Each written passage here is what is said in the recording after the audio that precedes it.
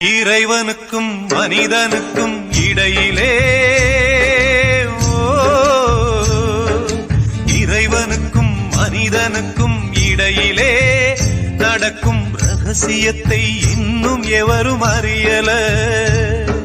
பெருகி வரும் மனிதகுலம் உலகிலே,